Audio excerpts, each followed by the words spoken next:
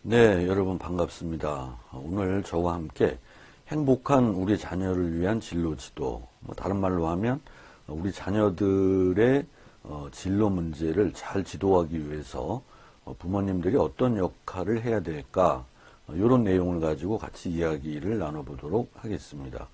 저는 숙명여자대학교 교육학부 김봉환이라고 합니다. 우리가 이제 행복한 가정, 이런 슬라이드를 제가 첫 화면에 이렇게 나열을 해 놨는데요.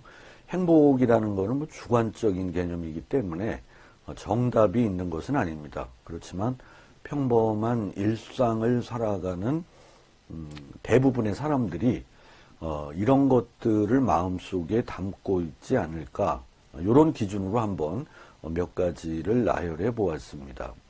일단은 가족 구성원들이 신체적 그리고 정신적으로 건강했으면 참 좋겠다.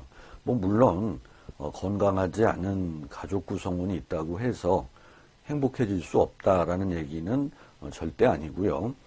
그래도 평범한 일상을 살아가는 우리로서는 가족들이 신체적으로 건강하고 정신적으로 건강하면 참 좋겠다, 이런 소망을 가지고 있습니다. 그리고 구성원들 간의 원활한 관계 유지. 우리가 이제 가족을 이렇게 좀 세분하면 이렇게 이제 부부 간 관계가 있을 수 있고, 그 다음에 이제 부모, 자녀 간, 이런 관계가 있을 수 있고, 또 자녀가 2명 이상이면 자녀들 간의 관계가 있을 겁니다.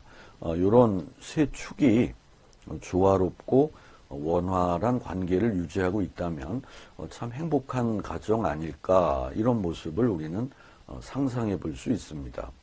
그리고 세속적일지는 모르지만 경제적 안정도 무시할 수는 없다고 봅니다. 자본주의 사회를 살아가는 우리들로서는 예측 가능한 수입이 있고, 그 수입을 가지고 생활을 영위하고 저축도 하고, 그러면서 자녀들 뒷바라지도 하고 여가도 즐기고, 이런 것들이 잘 충족되면 그렇지 않은 경우보다 좀 더 낫지 않을까, 이렇게 생각해 볼 수 있습니다. 물론 제가 지금 말씀드린 이 세 가지만 충족되어도 매우 행복한 가정, 이렇게 말할 수 있겠죠. 어찌 보면 이 첫 번째 것만 충족돼도 참 행복하다, 이렇게 말할 수 있을 겁니다. 그렇지만 이제 범인들로서 우리들은 깨달음의 경지에 이르는 게 아니기 때문에 살아있는 한 욕망, 욕심을 가질 수밖에 없고, 그런 것들이 어느 정도 채워진다고 해서 끝나는 게 아니라 이렇게 좀 한계가 없는 것 아닌가, 이런 생각도 해보게 됩니다. 이 세 가지가 갖추어진 상태에서 하나 더 욕심을 내서 우리 자녀들이 바람직한 인성 가지고 올곧게 잘 자라고 있고, 또 학업에도 나름대로 동기가 유발되어서 열심히 공부를 하고 그 결과로 좋은 성적 받아오고 이러면 더 바랄 나위가 없겠죠. 거기에 더해서 앞으로 살아갈 미래에 대해서 약간 미숙하지만 얘기하는 걸 가만히 옆에서 들어보면 내 아들, 딸이지만 정말 믿음직하고 정말 장래에 대해서 자기 앞가림은 충분히 하겠구나, 이런 생각을 갖게 해준다면 얼마나 좋을까요? 오늘 여러분들하고 이야기할 것은 주로 이 네 가지 중에 마지막에 있는 요것과 관련된 이야기를 해보려고 합니다. 제가 어디서 읽은 글귀 중에 지금도 머릿속에 남아있는 게 있는데, 그게 이제 행복한 가정은 미리 누리는 천국이다, 이런 이야기를 지금도 저는 기억을 하고 있습니다. 어렴풋이 우리는 천국이 있을 거라고 믿고 나중에 거기 가겠거니 짐작은 하지만, 아주 냉정하게 얘기를 하면 정말 천국이 있는지 없는지도 객관적으로 알 수도 없고, 갔다 온 사람들의 이야기를 반복적으로 들어본 경험도 없습니다. 그렇지만 이 가정이라는 실체는 우리가 하루하루 생활을 영위하고 있는 삶의 아지트이자 보금자리라고 말할 수 있습니다. 그곳이 현실적으로 생활하고 있는 그곳이 행복하다면 그게 바로 미리 누리는 천국 아닐까 이런 생각을 해봅니다. 여러분 지루하실까봐 제가 PPT에 가끔 이렇게 사진을 또 그림을 첨가했는데요. 여기에 나온 사진들은 모두 그 구글 이미지 검색에서 가져온 것 미리 밝혀드립니다. 자, 이제 부모 자녀 관계의 거리 이런 이야기를 제가 써놨는데요. 자녀가 태어나서 자라고 성인이 되고 또 나중에는 이제 부모와 이제 역전이 되죠. 부모는 이제 신체적으로 노화가 진행되고 인지 능력도 떨어지고 정보력도 떨어지고 반면에 자녀는 이제 신체적으로 건장해지고 인지 능력도 부모보다 더 우위에 있고 정보 능력도 더 탁월하고 이런 반전의 시기가 오게 됩니다. 어쨌든 우리는 자녀가 출생해서 일정 기간까지는 보살피고 뒷바라지를 해줘야 할 수밖에 없습니다.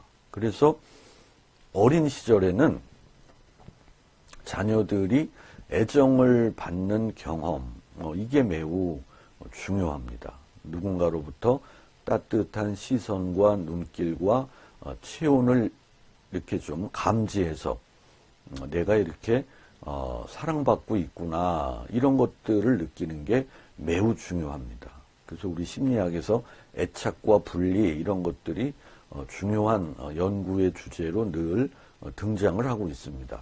가끔 끔찍한 범죄자들 등장하고 이랬을 때 범죄 심리학자들이 분석할 때 이런 얘기를 많이 합니다.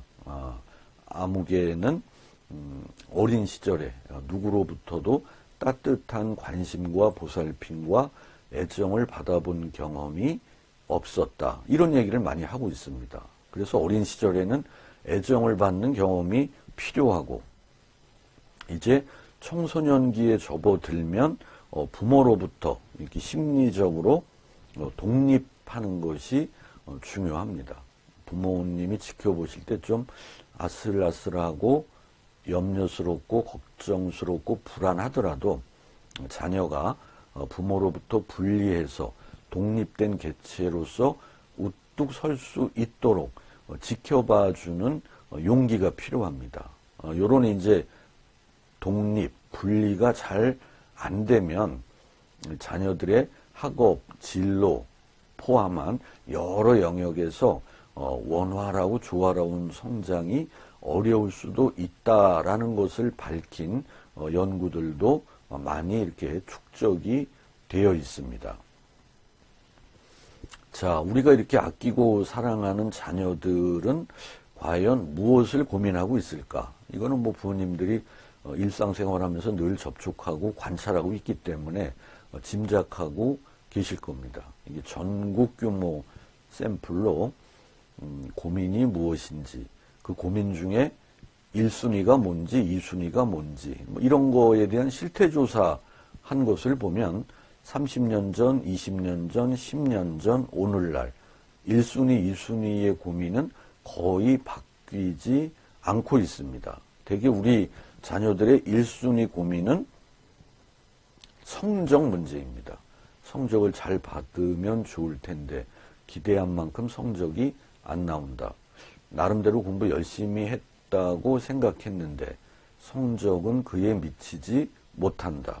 그리고 학습 문제, 공부 문제, 공부하기가 싫다. 공부를 해야 된다는 것은 알지만 집중이 안 된다. 그리고 동기가 유발이 안 되니까 공부하는 게 재미가 없다. 뭐 이러다 보면 그 결과로 성적이 안 좋게 나오는 것은 당연한 결과로 볼 수 있을 겁니다. 1순위 고민이 성적 공부고요. 2순위 고민은 대개 진학, 진로입니다. 특히 우리나라는 이제 무엇보다도 이 대학 입학이 매우 중요하기 때문에 어떤 경우는 뭐 유치원 입학할 때부터 대학 입학을 겨냥해서 초등학교를 어디 가고 중학교를 어디 가고 고등학교를 어디 가야 대학을 어디 갈 수 있다.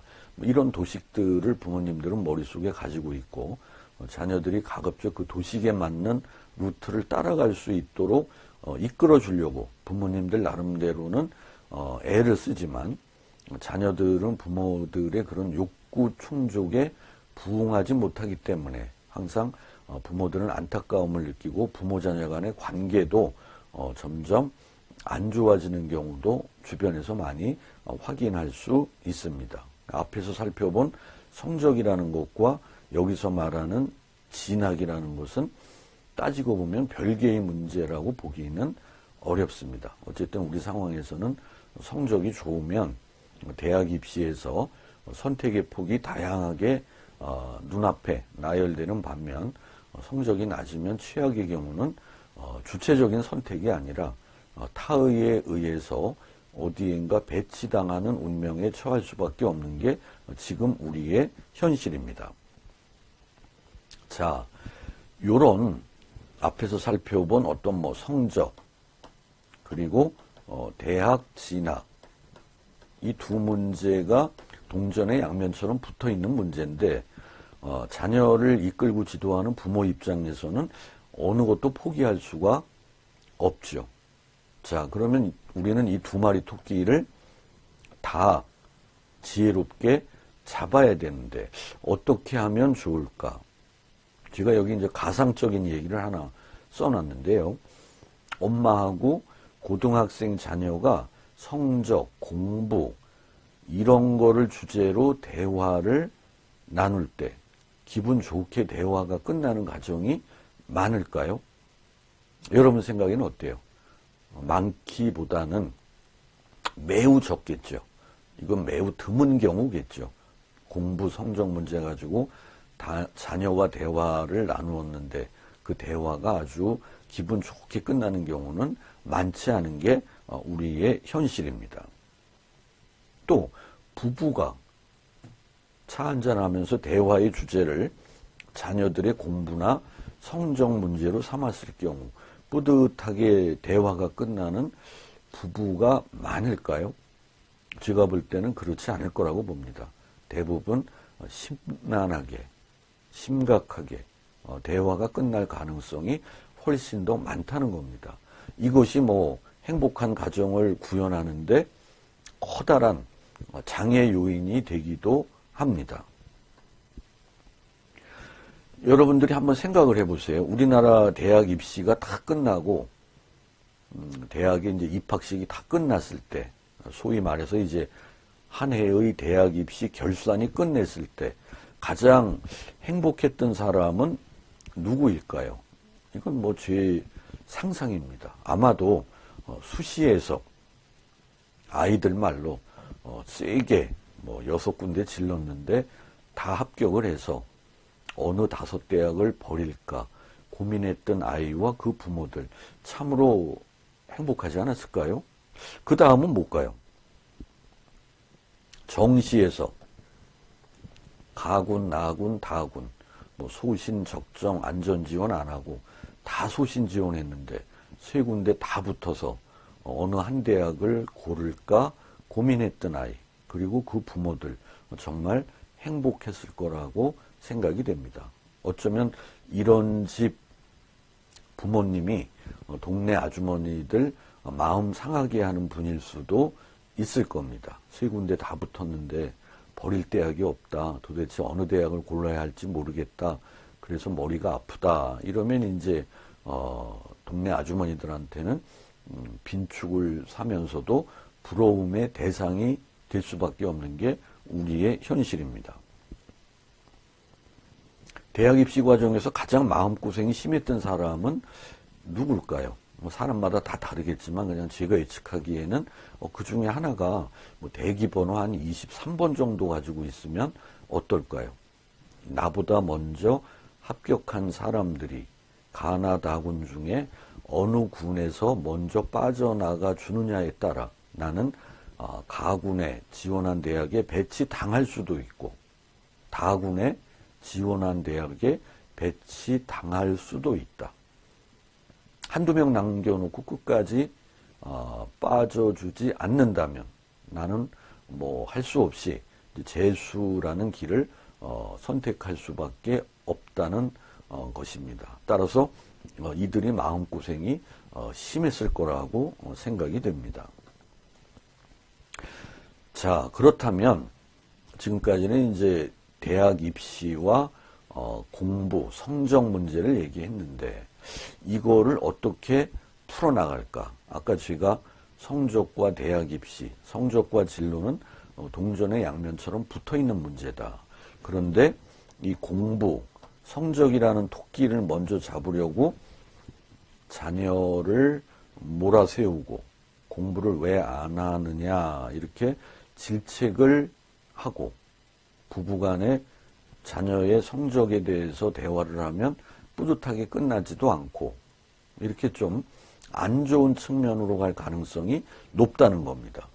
그러면 또 하나의 토끼 두 마리 중에 이 진로 문제는 우리가 각색과 포장만 잘하면 성적이나 공부 문제보다는 자녀와 대화할 때 부담을 좀 최소화하면서 이야기를 나눌 수 있는 주제가 된다라는 것은 틀림없는 사실이라고 생각이 됩니다.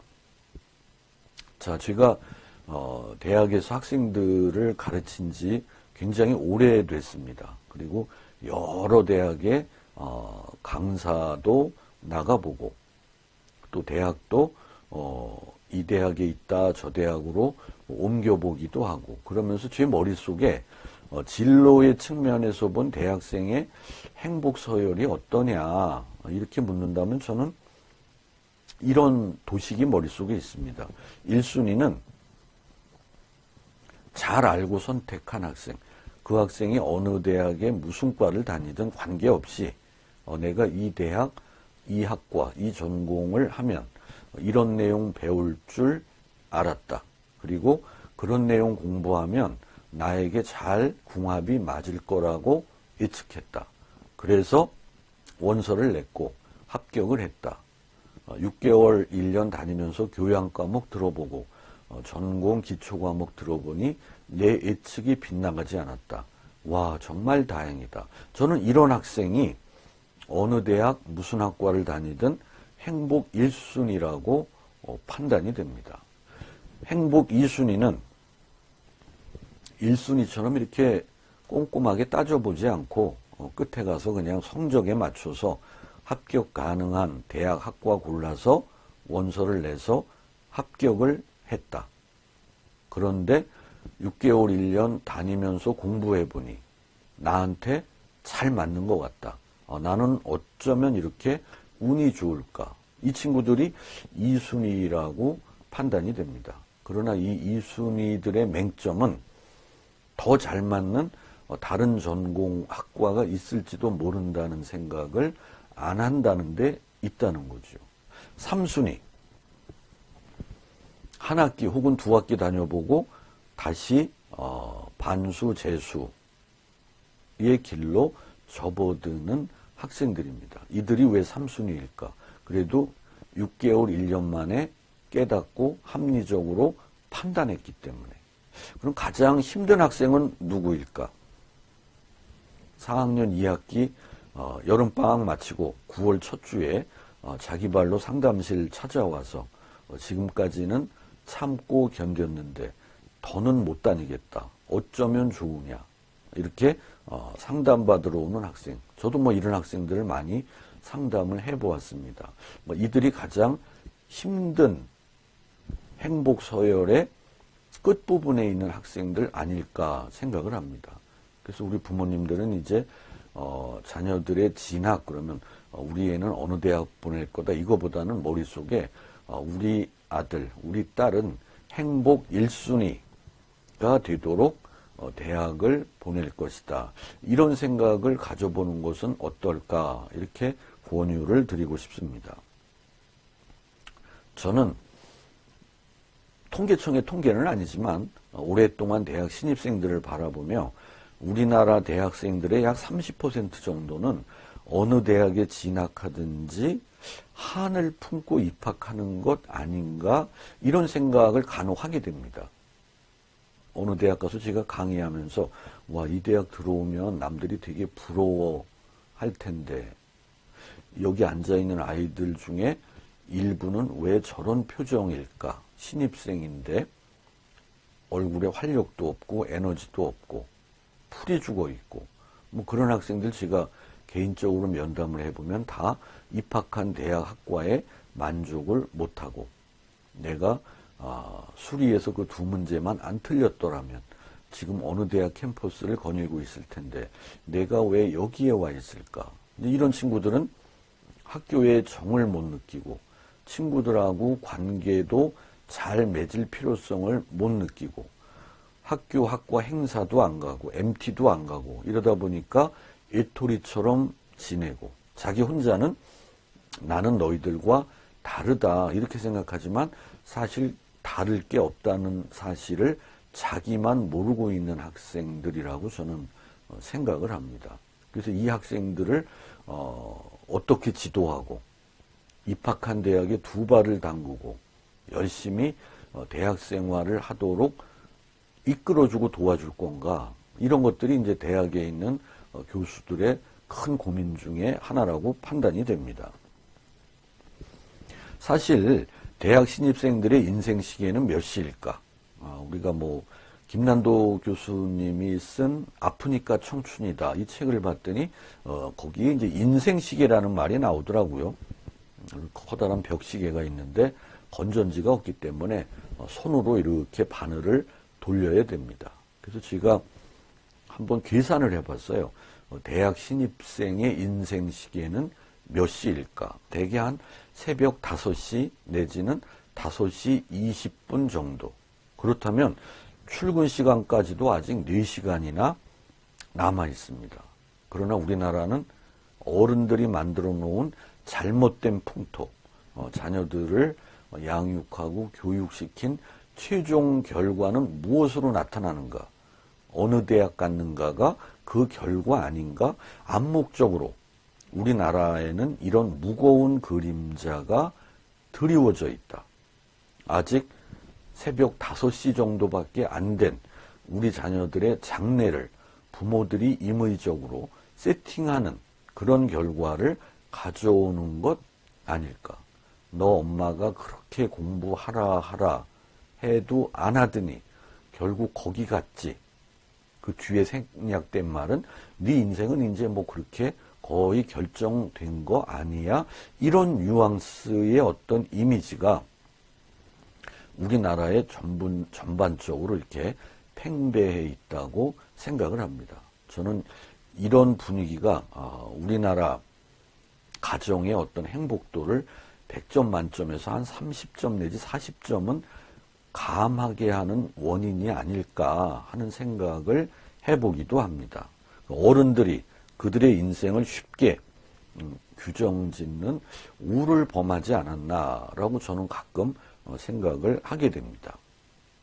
자, 그렇다면 우리들은 이제 자녀 진로 지도를 위해서 뭔가 역할을 하고 작업을 합니다. 때로는 자녀와 뭐 학업 문제, 진로 진학 문제 이런 거에 대해서 자녀 눈치 봐가면서 짜증나지 않게 대화를 시도해 보기도 하고 때로는 어렵게 계기를 마련해서 담임 선생님과 면담을 통해서 우리 아이의 학교 생활이 어떤가, 지금 레벨은 객관적으로 어느 정도인가, 이제 남은 기간 우리 아이를 어떻게 이끌고 지도하는 게 좋을까, 부모로서 제가 할 역할은 무엇일까, 이런 거에 대해서 이제 코칭을 받으려고 어렵게 면담을 추진하기도 하고, 때로는 뭐 학교 개방 수업할 때 시간을 내서 참관도 하고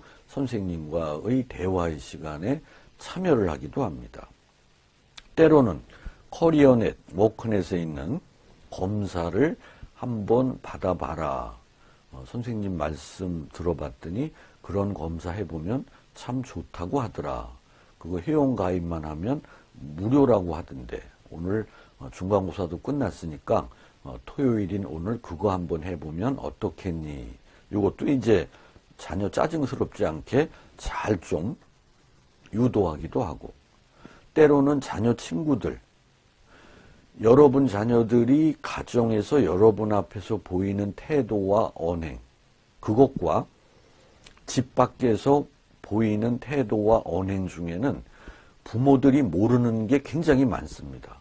그거를 가장 잘 아는 사람이 누구냐 하면 자녀들의 친구입니다.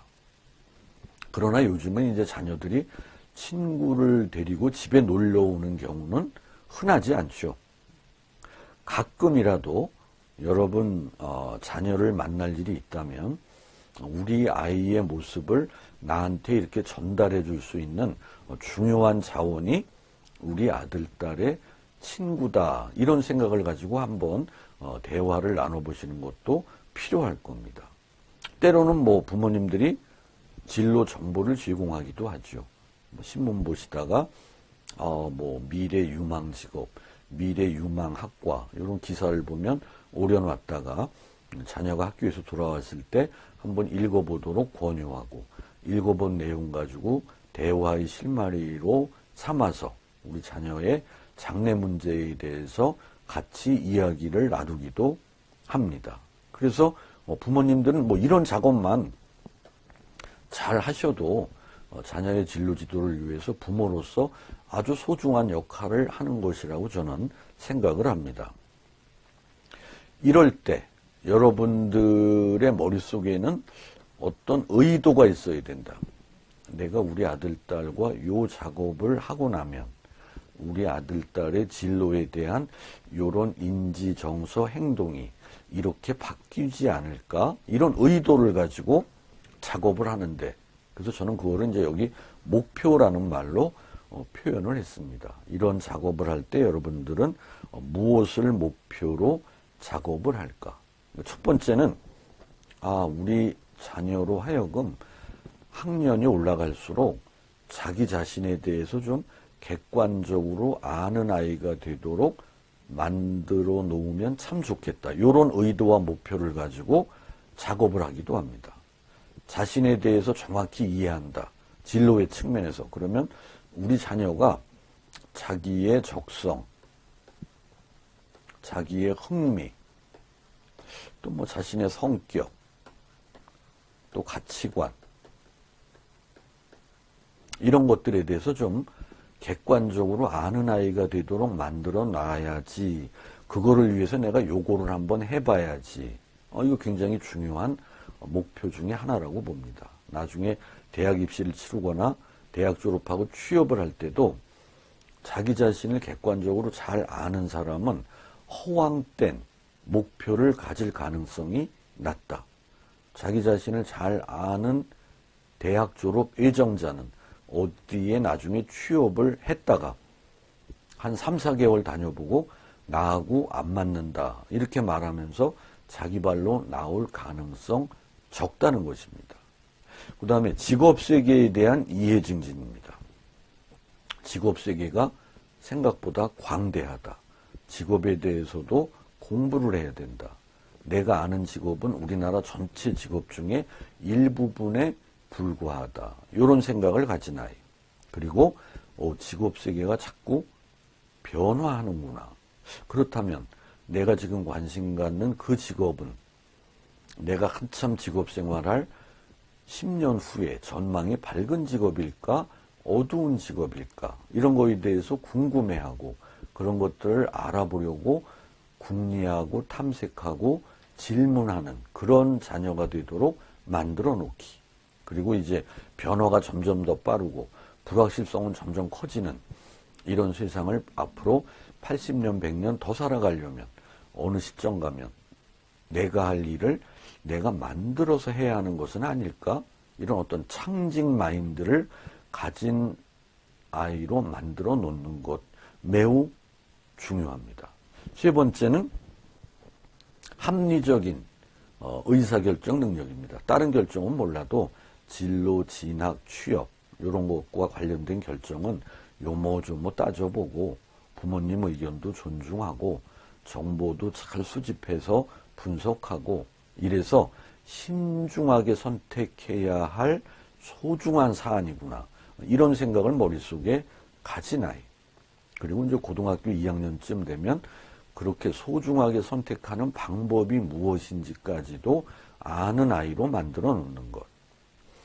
그리고 네 번째는 정보 탐색 및 활용 능력 함양입니다. 처음에는 선생님이나 부모님이 좋은 정보, 필요한 정보 있으면 수집해냈다가 제공해 주기도 하지만 일정 시간이 흐르면 지금 나에게 필요한 정보가 뭘까 이런 것들을 스스로 인식하고 그 정보는 어디서 찾아야 공신력이 있지 그 소스를 알고 있고 그런 공신력 있는 소스로부터 찾아낸 정보를 자기 목적에 잘 맞도록 활용하는 아이. 그리고 직업에 대한 올바른 가치관과 태도를 가진 청소년. 직업은 사회적 역할 분담이다. 직업은 돈 벌기 위한 수단만이 결코 아니다. 그리고 성 역할 고정관념 때문에 자기가 취사 선택할 때 이런 고정관념이 너무 작동을 해서 저 학과, 저 직업으로 가면 탁월성을 나타낼 수 있는 잠재력이 많음에도 불구하고 이런 성역할 고정관념 때문에 그것을 포기하는 일이 없도록 만드는 것도 중요하다고 생각을 할 수 있습니다. 자, 이런 목표를 포함해서 동서양을 막론하고 세계적으로 통용되는 진로 선택의 기본 원리는 요 네 가지입니다. 만약에 부모님들이 전업주부로 생활하시면서 자녀 뒷바라지 하다가 우리 아이 대학 가면 나 다시 취업할래 이런 생각을 가지면 그분도 이 네 가지를 해야 됩니다. 또 대학 진학을 꿈꾸는 여러분의 자녀도 요 네 가지를 해야 됩니다. 대학 졸업을 앞두고 신규 구직자 대열에 접어든 후기 청소년도 요 네 가지 작업을 해야 됩니다. 은퇴를 앞두고 새로운 진로를 꿈꾸는 분도 요 네 가지 원리를 잘 활용을 해야 됩니다. 그 네 가지 중에 첫 번째가 자신의 특성에 대해서 객관적으로 잘 이해하는 일, 매우 중요합니다. 이 특성은 아까 말씀드렸듯이 자신의 적성, 흥미, 성격, 가치관 이런 것들을 묶어서 표현할 때 우리는 특성 이렇게 얘기를 합니다. 그 다음은 선택의 대상이 되는 직업 세계에 대해서 폭넓은 이해를 해야 됩니다. 직업이 이렇게 많다는 것도 알고 직업이 자꾸 변화하는 것도 눈치채고 그 변화의 바람을 쫓아가려면 어느 소스를 통해서 정보를 얻을 수 있는지도 알고 있고 세 번째는 교육 세계. 우리가 이제 지식이 자꾸 빨리 순환되니까 계속 배워야 됩니다. 이제 평생 학습이라는 말이 우리에게는 너무나 익숙해졌습니다. 우리가 한 번 배운 지식을 가지고 끝까지 활용하면서 직장 생활을 마감할 수 있는 시대는 오래전에 끝났습니다. 끊임없이 배우고 역량을 개발해야 됩니다. 그러기 위해서는 교육세계 그리고 직업 능력 개발을 위한 시스템들이 무엇이 있는지 이런 것들을 잘 알고 활용할 줄 알아야 됩니다. 그 다음은 이제 합리적인 의사결정입니다. 의존적. 누가 이렇게 하라고 말한다고 해서 그 길을 맹목적으로 가는 것도 아니고 또 직관적. 어떤 느낌, 감 이런 거 갖고 판단해서도 안 되고 합리적. 요모조모 따져보고 또 전문가 상담도 해보고 정보도 폭넓게 수집하고 이런 결과를 가지고 합리적으로 의사결정하는 요 네 가지가 진로 선택의 기본 원리라고 보시면 되겠습니다.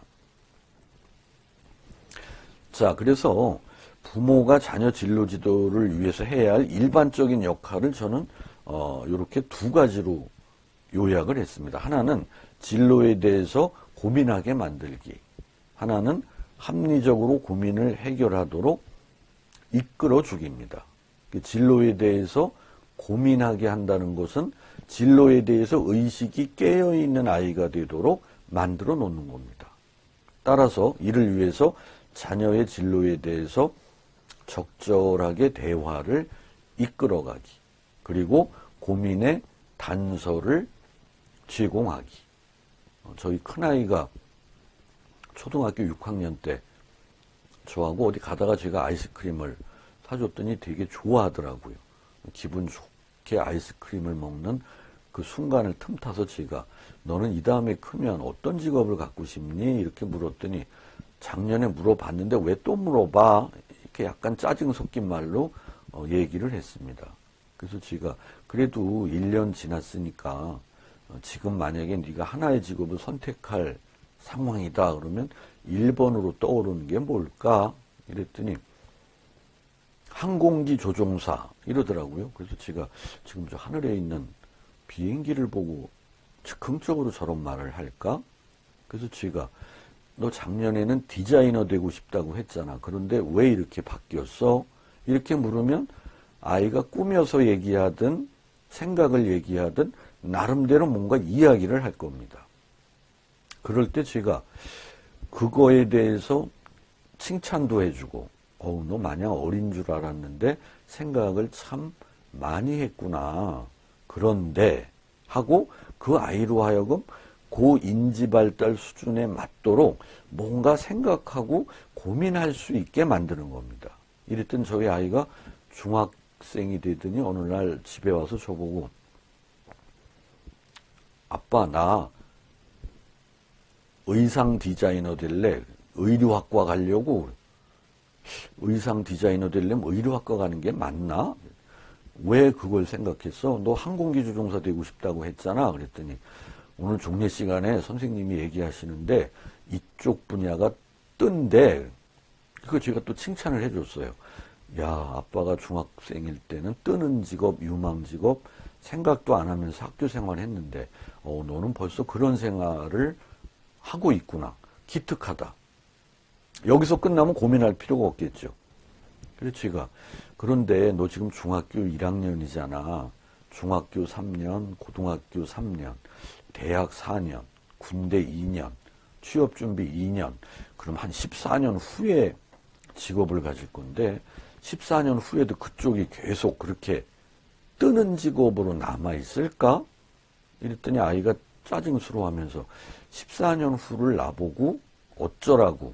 그걸 누가 알아? 아빠는 알면서 지금 그런 말씀 하시는 건가?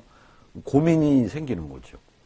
그래서 제가 14년 후에 그 직업이 어떨지 궁금해? 그럼 나하고 같이 한번 찾아볼까? 어디서? 이리 와볼래? 이래가지고 이제 워크넷 사이트에 있는 한국 직업 전망에 들어가서 10년 후에 직업 전망을 보여줬더니 우리 아이가 10년 후의 전망을 예측해주는 사이트 메뉴도 있네. 우리 아이에게 그게 이제 입력이 되겠죠. 그리고 우리 아이가 뭐 인터넷 서핑하다가도 심심하면 가끔 거기 들어가서 그 직업의 미래가 지금은 어떻게 예측될까 한번 들어가 볼까. 거기를 넘나드는 아이가 되도록 만들어 놓는 것. 그게 이제 제가 말하는 고민을 엉뚱하게 해결하는 게 아니라 합리적으로 해결하도록 이끌어주는 겁니다. 그런 기본 마인드. 아, 직업에 대해서도 공부를 해야 되는구나. 내가 지금 생각한 진로가 바뀔 수도 있구나. 또 내가 원하는 그 직업이 10년, 15년 후에는 유망 직업이 아닐 가능성도 있구나. 그렇다면 나 어떻게 해야 되지? 이런 질문을 하고 그런 질문에 대해서 답을 찾으려고 할 때 우리는 그 방법에 대해서 컨설팅을 해주는 게 부모가 일반적으로 해야 할 역할이라고 생각이 됩니다. 그래서 앞에서 말한 그 목표를 제가 몇 가지 나열을 했었죠. 첫 번째가 자기 이해 증진을 위한 역할. 이거를 위해서 부모님들은 어떤 역할을 하실 수 있을까? 자녀의 어린 시절 되돌아보기. 부부가 대화하면서도 당신은 우리 큰아이 어린 시절 하면 가장 먼저 떠오르는 기억 두 가지 얘기하라면 뭐가 떠올라? 아, 그래? 그렇다면 그 아이는 어느 쪽으로 흥미가 있는 걸까? 어느 쪽으로 적성이 있는 걸까? 당신이 큰아이 몇 살 때 해외여행 갔다 올 때 아이 좋아할 줄 알고 이런 선물 비싼 거 사왔는데 그 장난감 보자마자 아이가 이렇게 좋아하지는 않았지. 그때 당신 좀 삐졌었지. 당신은 우리 아이가 그거를 왜 좋아할 거라고 생각했어? 그런데 우리 아이는 왜 시큰둥했을까? 그렇다면 우리 아이는 옛날로 말하면 문과 쪽일까? 이과 쪽일까? 뭐 이런 생각도 한번 나누면서 부부의 대화 속에서 자녀의 어린 시절을 반추하면서 자녀의 특성을 부부간에 한번 추론하고 예측해보기. 또 담임선생님과 어렵지만 면담의 기회를 갖기. 여러분 자녀를 가장 객관적으로 아시는 분이 담임선생님이시다. 담임선생님은 여러분 자녀를 조회 시간에도 보시고 수업 시간에도 보시고 첨소 감독하면서도 보시고 종례 시간에도 만나고 교내 행사할 때도 만나고 그러면서 여러 장면에서 여러분 자녀를 관찰하고 대화를 했기 때문에 여러분 자녀에 대해서 가장 객관적인 정보를 제공해 줄 수 있는 매우 소중한 자원이라고 봅니다. 또 학생생활기록부에 담임선생님이 뭐라고 써주셨는지 그 멘트를 한번 주의 깊게 읽어보기. 어떤 마음으로? 아, 우리 담임선생님 눈에 비친 우리 딸의 모습은 이렇다는 거구나. 선생님이 6개월, 1년 관찰하고 이렇게 써주셨구나. 이러면서 자기의 증진을 위한 역할을 하시고 자녀와 자연스러운 기회에 진로 진학을 문제로 대화 나누기. 저는 뭐 농담으로 그런 얘기를 해요. 자녀와 진로에 대해서 대화 나누거나 가정에서 자녀 진로 지도할 때 성공하려면 자녀가 진로 지도 당하는 줄 모르게 지도해야 효과가 있다. 대놓고 지도하면 아이가 짜증을 낸다. 아유, 지금 공부 문제 갖고 잡는 것도 힘들어 죽겠는데 어디서 무슨 얘기를 듣고 왔길래 또 진로 문제 갖고 사람을 괴롭히느냐 이러면 부모 자녀 간의 사이만 안 좋아진다. 그래서 제가 늘 부모와 자녀가 정드는 것, 이게 가장 중요하다. 부모와 자녀가 정든 상태에서 엄마가 그래도 진로 문제를 꺼내고 지도하려고 하면 아이가 아유, 우리 엄마 바쁜 거 뻔히 아는데 나를 위해서 어디 가서 무슨 강의 듣고 왔다더니 잘 되지도 않는데 나한테 그걸 써먹어 보려고 저렇게 안쓰럽게 애를 쓰시는구나. 그래도 고마운 엄마 마음에 보답하려면 내가 한번 해보자. 이런 마음을 갖게 되는데 부모 자녀 간에 정들지 않은 상태에서 이런 걸 하게 되면 자꾸 짜증을 내고 부모 자녀 관계가 안 좋은 쪽으로 갈 가능성도 있다는 것도 염두에 두시기 바랍니다. 진로 심리검사 권유하기. 중간고사도 끝났는데 오늘 일요일인데 커리어넷 들어가 봤더니 적성검사가 있더라. 그거 하면 앞으로 대학 갈 때 무슨 학과를 가야 되고 직업은 어떤 직업까지면 좋은지 다 알려준다고 하던데 그거 한번 해보면 어떻겠냐. 보니까 시간은 25분 걸리더라. 그것만 네가 열심히 하면 이왕 인터넷 접속한 김에 게임도 1시간 해줄게. 한번 해볼래? 이렇게 권유하기. 그래서 아이가 다 했다 그러면 게임도 하라 그러고 끝나면 결과 출력해가지고 부모와 자녀가 마주 앉아 그 결과에 형광펜으로 줄을 치면서 대화의 거리로 삼기. 이러면 자녀가 짜증스럽지 않게 자연스럽게 그 대화의 장으로 초대가 될 수 있다는 겁니다. 직업 세계에 대한 이해 증진을 위해서는 어떤 역할을 할 수 있을까? 뭐 소박하게는 이런 것도 할 수 있어요. 신문에서 직업 이름 찾아보기. 여유 있을 때. 와, 무슨 신문 사회면 기사인데 어제 뉴스에 나온 내용도 여기 다 나와 있다. 너 이제 고등학교 1학년이니까 이거 읽어보면서 직업 이름에 한번 동그라미를 쳐봐라. 그래서 자녀로 하여금 동그라미를 쳐야 되나 말아야 되나, 이거 직업인가 아닌가, 이런 것들을 생각하게 만들기.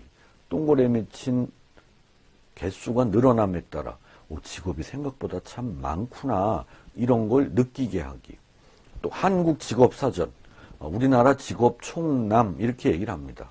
여기에 보면 약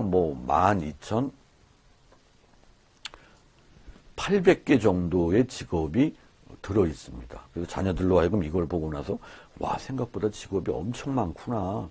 이렇게 직업이 많은 줄도 모르고 내 친구 영수는 마음에 드는 직업 없다라고 얘기하는데 그건 참 무식한 거구나. 지가 알면 몇 개나 안다고.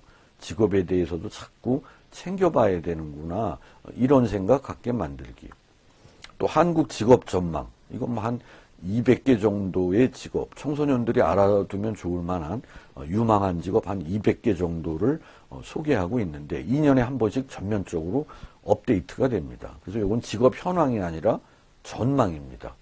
10년 후, 5년 후에 이 직업의 전망이 밝은지, 현상 유지인지, 어두운지 이런 것들을 보게 하고 나중에는 이제 자녀 스스로 그런 것들을 찾아가서 메뉴를 눌러보고 자꾸 그 사이트를 친숙하게 만들기.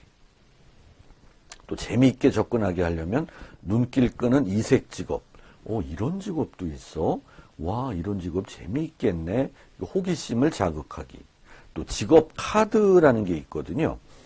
이런 거를 구입해가지고 자녀와 포카놀이 하듯 하면서 직업에 대해서 인식을 새롭게 하기. 직업이 많다는 것도 알게 하고 내가 모르는 직업이 많다는 것도 깨닫게 하고 직업에 대해서 공부를 해야 되는구나 이런 것도 느끼게 하고 또 직업카드 몰랐던 거 뒷면을 읽어보고 몰랐던 직업을 알게도 해주고 내가 좋아하는 직업의 특징은 뭔지 싫어하는 직업의 특징은 뭔지 이런 것들을 포카놀이 하듯 재미있게 게임을 하면서 알게 하도록 도와주는 이런 역할을 하시면 좋을 거라고 보고요. 여기 눈길 끄는 이색 직업에는 이런 것들이 있어요. 워크넷 사이트 들어가면 애견 유치원 교사도 있고요. 또 여기 보면 반려동물 사진 작가 이런 것도 찾을 수 있었습니다. 음악 분수 연출가도 있었습니다. 조금 아까 말씀드린 직업 카드는 이렇게 생겼습니다. 예컨대 건축가, 여기가 앞면이고 여기가 뒷면이에요. 건축가 그러면 이렇게 직업 이름이 나오고 만화 그림이 나오고 건축가가 건설 관련 직업이다. 그리고 건축가는 홀랜드 코드로 볼 때 현실형, 리얼리스틱 이라는 게 나오고 이 카드 뒷면 보면 이제 건축가가 하는 일, 건축가에게 필요한 적성 및 흥미, 건축가가 되는 길, 이런 것들을 알기 쉽게 포착할 수 있도록 기술된 카드입니다. 요건 이제 건설기계 운전원. 요거는 대분류에서 건설 관련직에 포함된 직업이고, 중고등학생용입니다. 요거는 뒤에 보면 하는 일, 되는 길, 관련 학과, 적성, 흥미. 학생들이 아주 재미있게 짜증스럽지 않게 진로지도 당하는 줄도 모르고 이런 작업을 해내게 하는 겁니다. 교육 세계에 대한 이해 증진을 위해서는 학과 정보, 요 커리어넷, 워크넷 들어가면 굉장히 자세하게 나옵니다. 또 이제 아이들 처음에 재미있게 접근하게 하려면 이색 학과 정보, 청소년들이 관심이 있는 음식, 스포츠와 관련된 신생 학과들, 요런 거 한번 접해보도록 만들기. 중학생 자녀 같으면 고등학교의 종류 함께 살펴보기. 또 고등학생 자녀가 있다면 대학의 계열, 단과대학, 거기에 속한 학과 이런 거 함께 살펴보기. 그리고 이제 직업 카드가 있듯이 학과 카드로 게임하면서 대학의 학과 전공과 친숙하게 놀아주기. 여기 보면 이제 인문계열, 고고학과, 카드 번호 1번입니다. 인문계열에 속한 학과를 30개 뽑았는데 그 중에 고고학과가 1번이에요. 가나다 순으로 했더니. 이게 앞면이에요. 뒷면 보면 학과 안내, 공부하는 과목, 관련 직업 및 진출 직업. 고고학과 졸업하면 관련 직업은 뭐가 있다. 진출 직업에는 뭐가 있다. 이런 거 갖고 이제 포커 놀이하듯 카드 놀이하듯 즐겁게 노는 거예요. 그럼 아우 대학의 학과가 이렇게 많구나. 내가 몰랐던 학과도 많았구나. 대학의 학과에 대해서도 공부를 해야 되는구나. 이 중에서 내가 좋아하는 학과는 오른쪽에 놓고 싫어하는 학과는 왼쪽에 놔보자. 좋아하는 학과는 몇 개, 싫어하는 학과는 몇 개. 좋아하는 학과의 홀랜드 코드는 어떻게 될까? 이런 것도 코드가 같은 것끼리 분류해보자. 그러고 보니까 나는 홀랜드 코드, 내가 좋아하는 학과가 20개인데 홀랜드 코드에 S라고 쓰여진 게 15개다. 그러면 나는 소셜, 그러니까 대학 갈 때 사람 상대하고 타인의 복지에 관심이 많고, 그렇다면 사회복지, 사범계열, 상담계열, 이런 쪽으로 가야 내 코드에 맞는구나. 이런 것들을 자연스럽게 깨닫게 해주는 게 학과 카드입니다. 자기 스스로 신뢰로운 소스를 통해서 필요한 정보를 찾아 활용할 수 있는 사람으로 만드는 게 중요하다. 이제 정보 탐색 및 활용 능력. 처음에는 말씀드렸듯이 선생님이나 부모님이 좋은 정보 찾아서 제공해주고 정보의 소스 알려주지만 언제까지나 우리는 제공해주고 자녀는 수동적으로 받기만 해서는 안 될 거 아니냐. 일정 시점이 지나면 이제 자기 스스로가 그 작업을 할 수 있는 사람이 되도록 만들어 놓는 겁니다. 의사결정 능력 증진을 위한 역할. 우리가 의사결정 하는 스타일이 크게 3가지가 있다고 합니다. 하나는 합리적, 꼼꼼하게 따져보고 정보도 잘 챙겨서 신중하게 결정하는 스타일. 또 하나는 직관적, 합리적 유형이 하는 복잡한 절차 생략하고 감에 의존해서 쉽게 결정하는 스타일. 그 다음에 의존적, 자기 딴에는 뭐 결정했는데 주변에서 누가 한마디 하면 자꾸 번복하는 일이 반복되는 경우. 다른 결정은 몰라도 진로, 진학, 취업 이런 것과 관련된 결정은 합리적으로 해야 후회를 최소화할 수 있다. 진로, 진학, 취업과 관련된 결정은 잘못되면 타격이 크고 그 여파가 오래가기 때문입니다. 그리고 이제 고등학생쯤 되면 의사결정을 잘할 수 있는 절차를 알려주고 하나의 예를 들어서 집에 있는 컴퓨터를 바꾼다. 그러면 너는 어느 회사에서 나온 무슨 모델의 컴퓨터로 바꿀 건지 한번 골라봐라. 그 대신 요 절차대로 한번 해봐라. 목적의식. 집에 컴퓨터가 있는데 이 시점에 바꿔야 되는 게 맞아? 이러니까 바꿔야 돼. 그러면 그 다음에 정보 수집. 공신력 있는 소스를 통해서 다양하게 정보를 수집하고 나니까 대안이 생기더라. 1안, 2안, 3안 이렇게. 그 다음에 대안 평가. 1안을 선택했을 때 결과가 어떨까? 2안에 특화된 기능은 뭐고 주 고객은 누구일까? 3안을 사도 내가 앞으로 5, 6년 후회하지 않고 쓸 것인가? 이거는 가격이 너무 비싸다. 대안에서 제외를 하자. 그러면 정보 수집을 더 해보자. 그래서 대안을 하나 더 만들자. 이런 작업. 그리고 비싸니까 빼자. 이런 것도 이제 현실성 검토고. 이런 작업을 반복해서 하나를 결정하고 실천에 옮기면 후회를 줄일 수 있다. 네가 대학을 결정하고 대학의 학과 전공을 결정할 때도 나중에 이런 식으로 해보면 좋지 않을까. 이런 인식을 심어주는 겁니다. 직업에 대한 올바른 태도 확립. 직업은 결코 돈 벌기 위한 수단만이 아니다. 우리 삶의 목적은 많은 철학자들, 인문학자들 강의 들어보면 행복의 추구에 있다. 이렇게 말을 합니다. 행복이 뭘까? 한 개인이 자신의 삶 전반에서 느끼는 깊은 만족감 이렇게 얘기를 합니다. 그렇다면 우리 아들이 나중에 취업을 하면 지금과 같은 추세면 하루 8시간을 근무를 해야 된다. 그러면 하루에 3분의 1이다. 잠자는 시간을 빼면 하루에 반이 직장에서 흘러간다. 그러면 직장 가졌을 때 행복하려면 인생의 반이 흘러가는 직장에 머무는 순간이 행복하지는 않더라도 엄청 짜증나지는 말아야 될 거 아니냐. 따라서 무조건 돈 많이 주는 쪽으로 갈래? 이런 생각은 한번 검토를 해볼 필요가 있다. 이런 생각 갖게 만들기. 또 직업에 대한 편견 버리도록 만들기.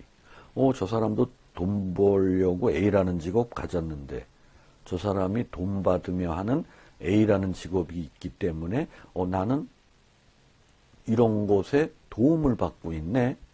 나도 돈 벌려고 B라는 직업 가졌는데 내가 돈 받고 하는 B라는 직무는 A라는 사람에게 이렇게 도움을 주고 있네. C라는 직업을 가진 저 사람도 마찬가지네. 이러면서 우리는 자기 일하면서 서로에게 도움을 주고 받는 게 직업이네. 이게 사회적 역할 분담이구나. 그렇다면 특정 직업에 대해서 편견을 갖거나 특정 직업 종사자를 평가절하하거나 이런 생각 갖는 거는 신세대 청소년답지 않은 거구나. 이런 생각 갖게 만들기. 또 아까 말씀드린 성역할 고정관념.